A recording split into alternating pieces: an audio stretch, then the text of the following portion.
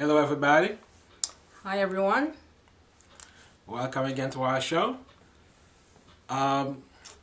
We all go through trials and difficulty throughout life. And many of these trials comes from the misconceptions that we have. So today we want to talk about some of these misconceptions. And we think that if you change your mindset about them, that can help your life become happier and better. So the title for our show today is 7 life lessons to learn before it's too late. So let's get started.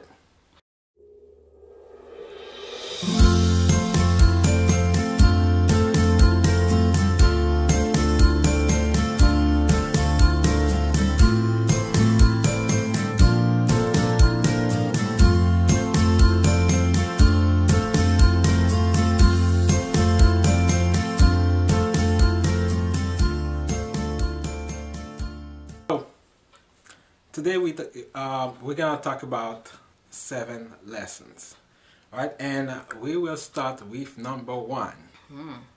You can't please everyone.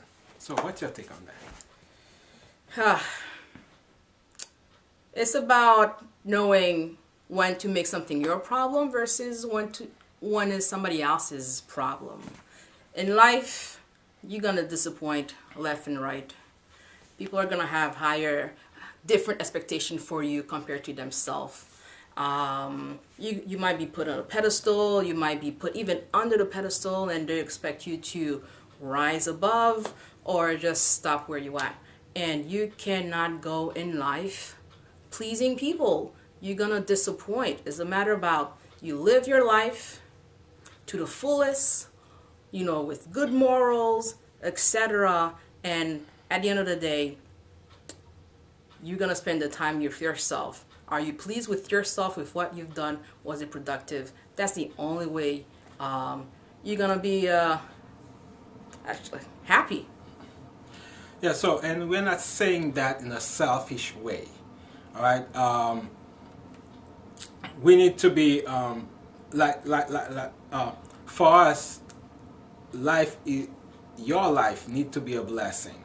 Okay, we want our lives to be blessing for others. So you need to live so that you can be a blessing to other people, so that you can help other people. But at the end of the day, if you think that you're gonna please every single person that you are in contact with, then you're fooling yourself. You're gonna be miserable. So it says here, no matter what you do, how you do it, when you do it, where you do it, there's someone out there that's going to feel some type of way. They're going to bring their own baggage, their own assumption, their own insecurities in terms of what you do. And we're saying you live your life correct as long as you are, you feel satisfied with what you gave. You gave all your all. At the end of the day, healthy, psychologically, emotionally is very important. Yes. So, number 2, choose wisely who you associate with. So, a lot of time we have troubles. We run into troubles. It's because of the people we associate with. We got to understand that we influence people. We influence those who are around us. But the people around us also influence us. And sometimes it's very hard to admit that. Because sometimes we don't even perceive that. We don't even realize that we are influenced by these people. Right? So we need to be aware of that. There is an exchange going on every time you enter into a relationship with someone. You are giving and you are receiving, even if you are not conscious of it. And some of these bad influences, some of the bad habits of the people you associate with may be passed on to you. And you end up doing things that normally you would never do. No, that was good. That was good? That was really good. All right. All right. So you need to choose carefully who you want in your environment, who you want around you. Otherwise, you may end up doing things that you never thought that you would be doing. So you take number 3? Sure. Number 3 is mistakes are part of life, and we should learn from it. You're not gonna get everything right on the first shot, second shot. You know, we're gonna struggle. This is part of life. I think that's something that we have to kind of accept. And what you do with that is very important. At the end of the day, you have a choice to let it crumble you or let you rise from it. You know, and that's where the growth and maturity comes through. And really, this is something that they drill into our brain, that mistakes are bad, that failure is very bad, something to be thrown upon. And you see, that's what we learn in school. Now, if we don't do something well, it's a F, it's a failure. Well, but when you grow up, in real life, you learn that that's not true. Because the failure whatever you call failure, that you're experiencing is a lesson. And you can use that lesson to do better. To better yourself, to better your life. If you're in a company, a business, and all these things, you learn from these lessons and you improve in your leadership in that company. So number 4, love requires work. Love requires work. So it's something, most people, when we talk about love, finding love, they just want to find somebody they get along with. And the idea is that they will never have an argument. They'll never disagree.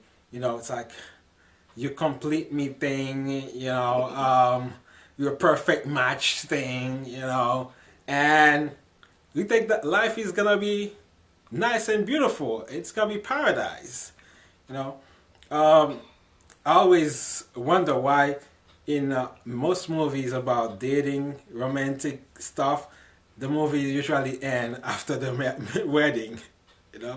They don't tell you much about what happened after, because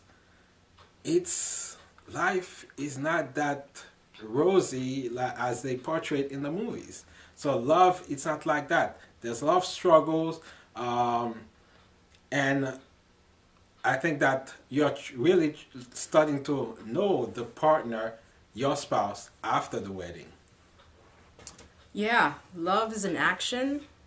Love, you don't fall into it. It doesn't slap you in the face. At the end of the day, at the end of the day, in the beginning of the day, during the day, it's a choice. If you choose to love or you choose not to love. So, it's not a fairy tale.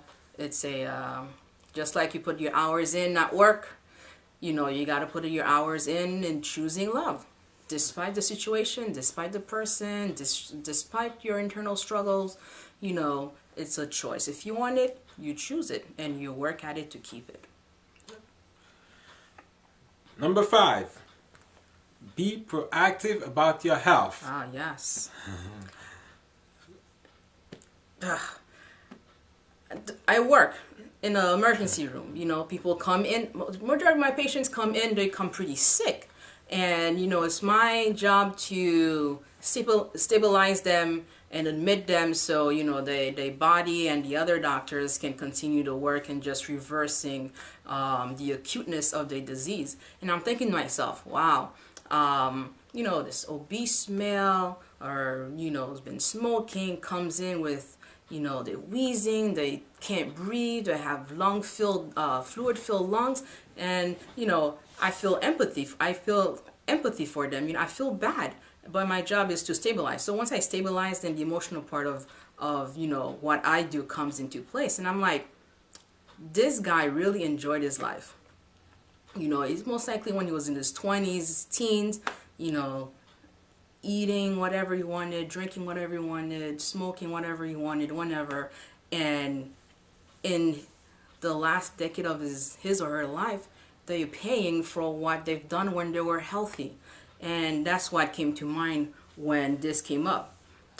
Be proactive about your health. Don't wait till your 50s, 60s when your bone is cracking to get out into the treadmill. It's never too late.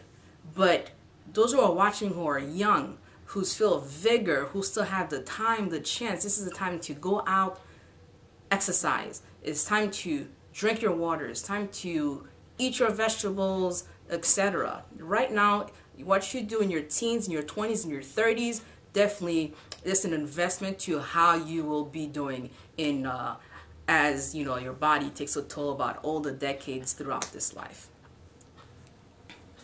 I love it. I love when you're going on a rant like that. Okay.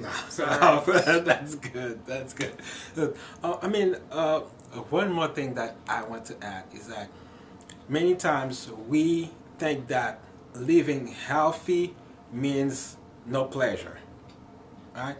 And you know, when it's like eating the salad. You're like, ugh, salad. Oh, you're missing out on so many good things, you know, and that's not true. That's not true. You can enjoy life. Actually, you'll enjoy life more when you don't have to worry about your health. You know, you don't have your conscience telling you that, okay, what you're putting inside your body is bad for you. You'll feel better, you'll enjoy life better when you don't have to eat and then after that to have an upset stomach.